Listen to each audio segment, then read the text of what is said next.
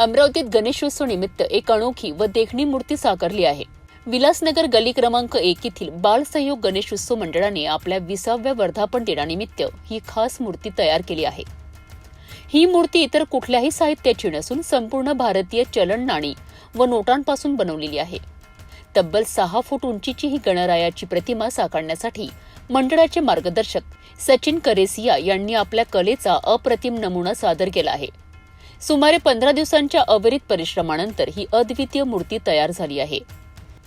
या मूर्तीच्या सजावटीत 5, 10, 20 रुपयांची नाणी तर 5, 10, 20, 50, 100, 200 आणि 500 रुपयांच्या नोटांचा मोठ्या प्रमाणात उपयोग करण्यात आला आहे।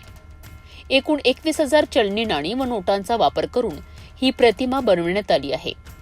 या भव्य कलाकृतीकडे पाहणाऱ्यांचे डोळे दिपून जात आहे।